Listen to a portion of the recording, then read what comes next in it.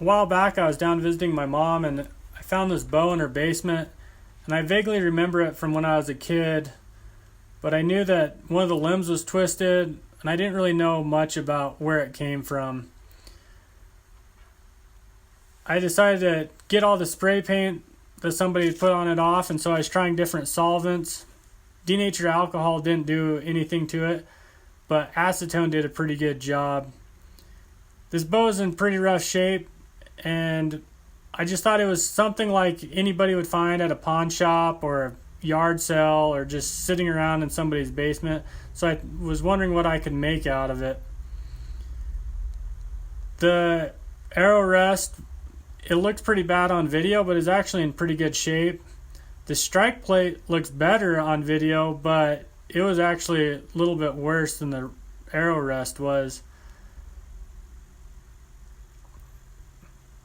You can see here that there's a serial number and all the information on the bow is actually not too bad a shape there. So I just kept cleaning away, trying to get all that spray paint off.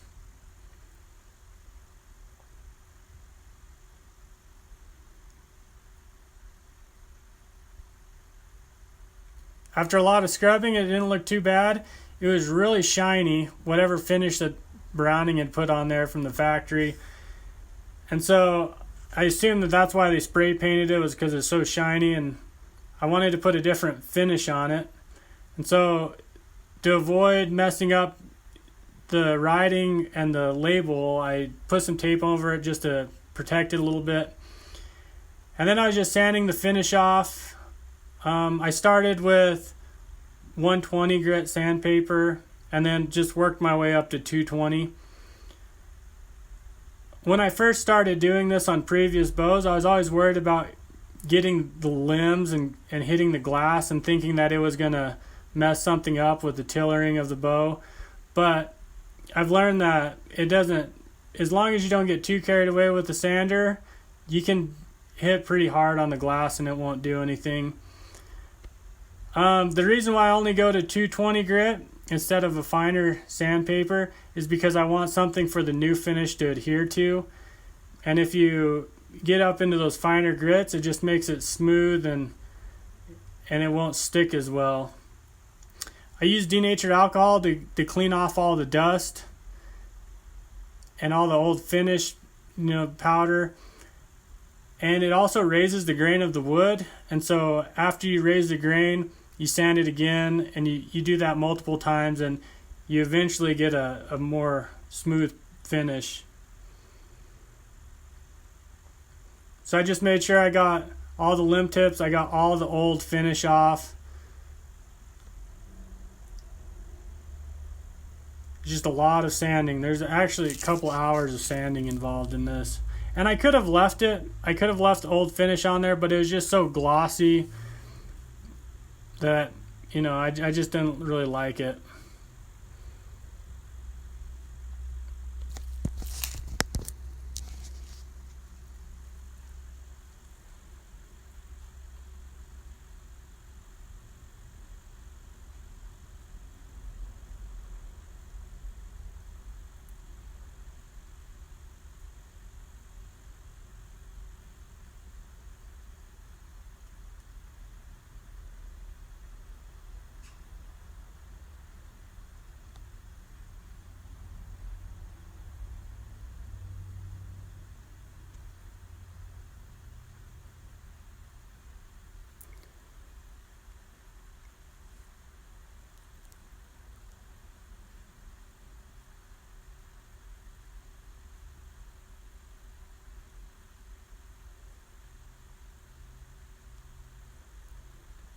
So, after a couple hours of sanding and cleaning everything off, I made a string for it. And I wasn't really sure what the manufacturer specs for a string would be. And so I ended up using B55, which is a pretty forgiving string material. It has a lot of stretch. It's not a real fast string, and so you're not going to get a lot of performance out of it, but it's pretty safe for most bows. And so rule of thumb is just to be on the safe side.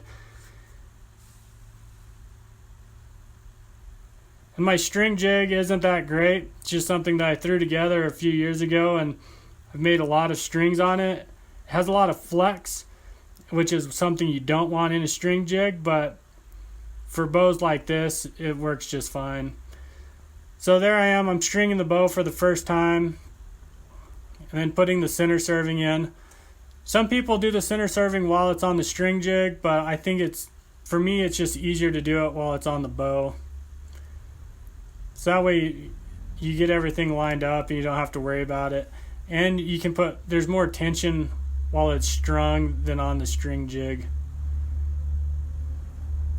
So you can see here that that top limb is pretty twisted. It was actually worse than that, and I had worked on a little bit off camera, but without too much work, I ended up getting it straightened out. And the bow weight, it actually hit right on with what it said on the riser there. So that was surprising. There I'm just checking the tillering of the bow. That camera angle is a little bit weird, but it was pretty much right on. For this, so I'm starting to get the finish mixed together here. And you can see I said not to use denatured alcohol. That can was just there from previously, and I didn't realize it was in the shot. You can use acetone or paint thinner as a solvent to clean up everything with this. This finish it's called Crystal, and it's by Campbell's Industries or Campbell Products, something like that. It's just a catalyst finish. I think it was designed for kitchens, from what I understand, for cabinets and countertops and things like that. So it's waterproof, heat resistant. It has some flex to it, and the thing that I like best about it is it dries really fast. There's some other bow finishes out there on the market that are really good, but some of them take up to 3 days between coats to dry, and that's way too long. This finish, it's dry to the touch in about 15 minutes, and you can apply the second coat in about 30 minutes, and it goes on easy. It's pretty easy to work with, and so that's why I like it. And it holds up pretty well. I don't think it holds up as well as some of the other ones, but for what I do and where I live, this is plenty good enough.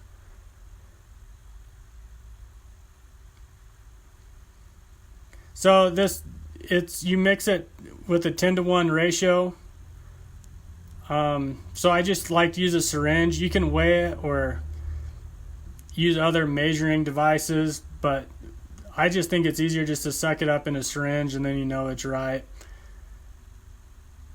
If you don't have an air compressor and a spray gun, you can also use tung oil or even polyurethane in a rattle can. That works well. Doesn't hold up quite as well, and the final product isn't as good, but it definitely works. You're just trying to protect that bow from getting any moisture in it.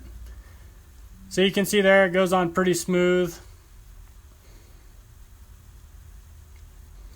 And off camera, I actually did a couple more coats. I think I ended up doing 3 coats on that. And you can go up to 5 millimeters thick is what the manufacturer suggests.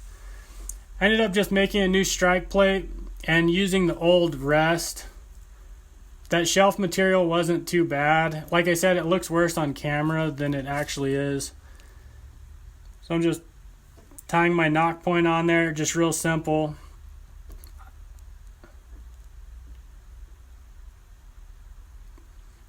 And then I'm shooting it, and this bow is not tuned at all. I just kind of just grabbed some arrows that I had, but it is shot fine. Got the limb straight. It looks good. It's not the best bow in the world, but for something that you'd find, at a garage sale or at a flea market or something like that, it'd be just great. And it gives you a little project to finish something and something you could be proud of. So thanks for watching, and I hope you can do something like this for yourself.